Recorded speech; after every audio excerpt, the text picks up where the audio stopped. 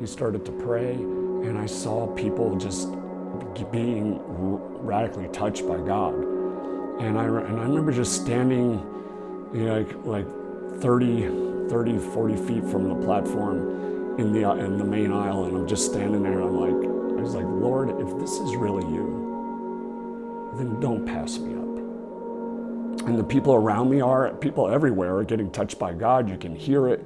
And I just close my eyes. It's like, if it's you, Lord, don't pass me up.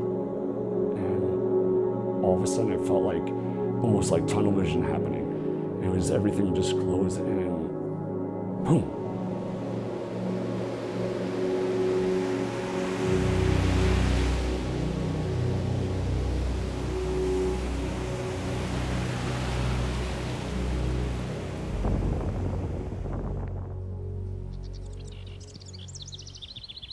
I was at a point in my life where I was in the music industry for years, just so you have some background where I came out of. Was wrapped up in the whole sex, drugs, and rock and roll part, touring with classic rock bands, doing that whole lifestyle, and festivals and things like that. And that was my story. I never was in church. I mean, when I was young, I was signed up to be an altar boy. So I was an altar boy for a hot second there. But that right after that, I think it was maybe 10 or 11, right after that I just started, you know, sneaking off, drinking, doing drugs. So I started at an early age, and that was my whole life. So at this point, I was coming out of that music industry and switching, trying to get a little bit more stable. So I found a job with a major coffee company, just for benefits, so that I had some, so there was a little overlap there. In that process, I met this amazing woman, and her name was P-Bear. We were living together, we were doing what mostly everybody does, and we got to this point though, we were broken. Both of us had our brokenness, and we just didn't work. It was just too much for us. We were done. I never thought I'd see her again. It was just so broken, so done.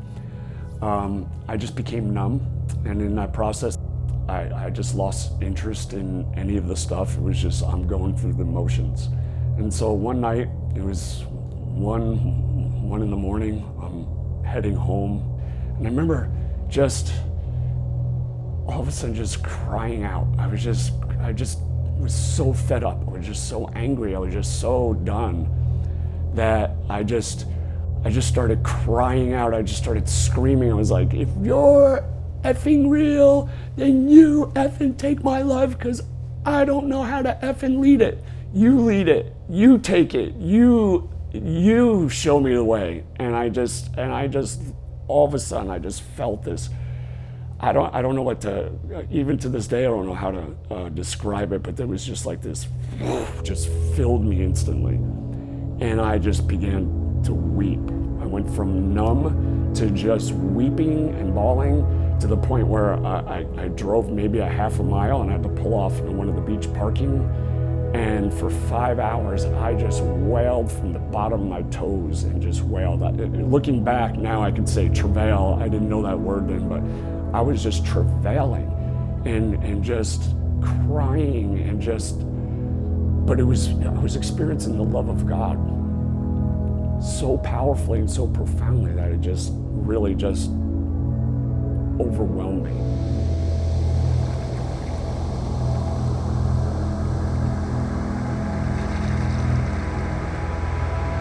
And so around that time, it was at the end of 9 months, I get a call, and it was P-Bear. I never thought I would hear from her again. And so we agreed to meet, and at that point, the Lord, I just felt like this was from the Lord. It was one of the first times I felt like I need to give this word to somebody. And I was like, you know what, P-Bear, there's so much more for you. I feel like you just need to turn back to Jesus.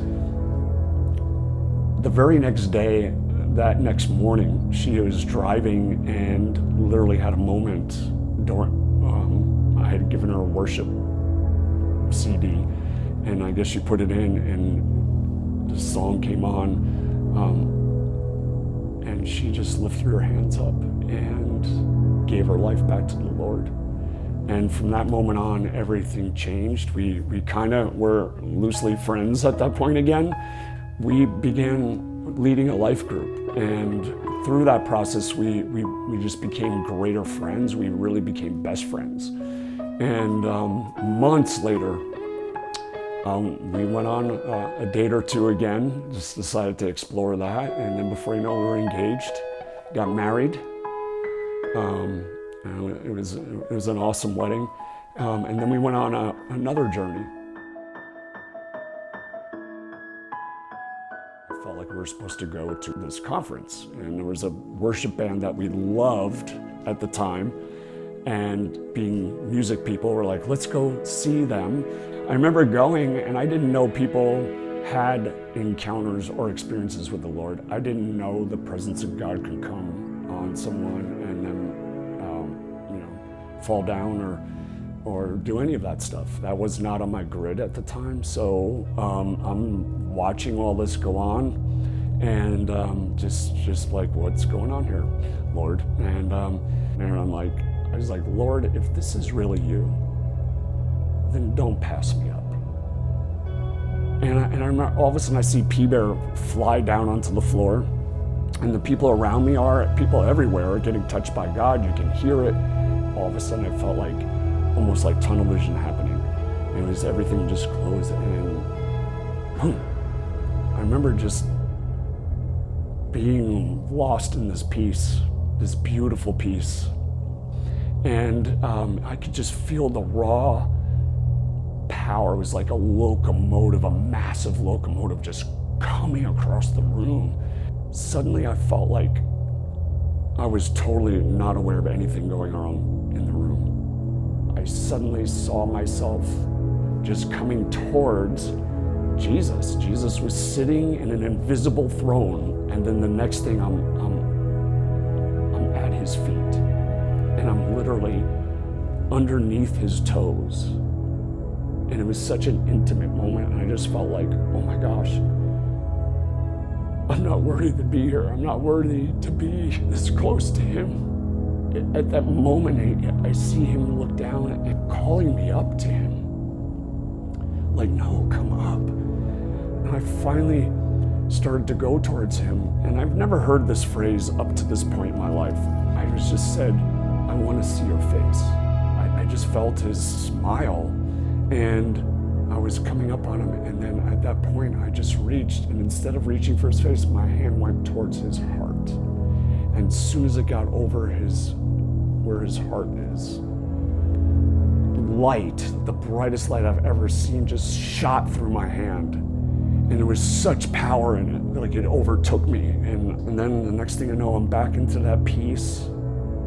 And I knew instinctively that I was just laying on the floor again. I just laid there, and just in this profound peace. I was so full of joy and peace, and I just felt so overflowing with him. I couldn't even walk, and P-Bear's sitting there trying to function as well. When we finally got outside, it was so blue, and everything was so green. The leaves were so green. The sky was so blue. It was so bright. We just couldn't even take it. Everything changed in my life after that. Our life group changed. Everything about us was transformed on a whole nother level. And we started seeing healings and getting words of knowledge, just seeing so many things, and which then led us into going to a Bible school, which then led us into actually running one. But we went on that journey of just being so hungry for him.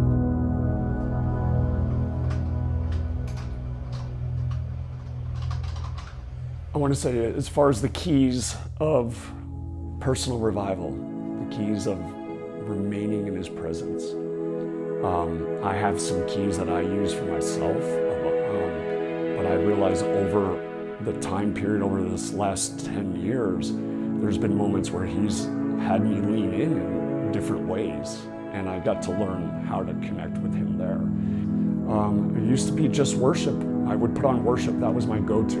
Have coffee with worship and just have worship on and go for it. And I went through a dry season where I was doing that, but I wasn't really sensing him fully. I wasn't getting really full like I was used to. And I remember sitting there going, Lord, well, what do I do? And I felt the nudge to pick up the Bible. Like I would read every day, but in that moment, instead of going to the worship, I opened the Word, and he was meeting me there intensely, like to the point where I was just getting undone. And then that season went by, and then I went through a season where I wasn't connecting there or with worship, and I'm sitting there and I'm just like trying to wake up with coffee. I'm looking out the window and I'm seeing the tree outside just waving, this huge tree just waving in the wind. And I just felt the Spirit, the Holy Spirit in that, and I got undone. I literally could not move for an hour and a half, just absolutely crying and laughing, undone in the presence of God. Just sitting there looking at the tree. He's in nature, he's in everything, and it was like, wow. And at that point I realized he's a person. He wants to meet us in different ways. He wants us to discover him in new ways. So I learned to be flexible. There's other ways to connect. And when you find yourself not connecting, lean into him. How do you want to meet me? When I went through my throat, my vocal cord cancer, there was a period of time where I couldn't praise, I couldn't talk, couldn't even swallow. And so I couldn't speak, and I didn't have a lot of energy. So I just had to sit there. And in my mind, I'm worshiping him. Inwardly, I'm just turning my affection to him, and he would initiate. He would come close. I would feel him. He taught me how to worship him and be in his presence in that time period.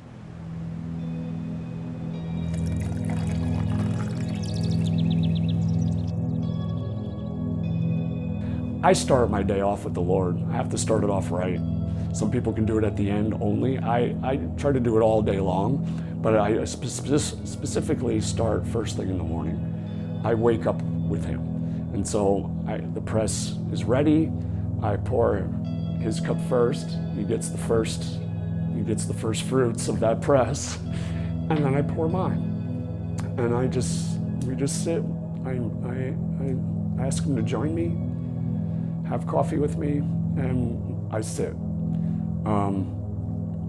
And as I'm having my first sips, trying to wake up, I'm like, Lord, what's on your heart?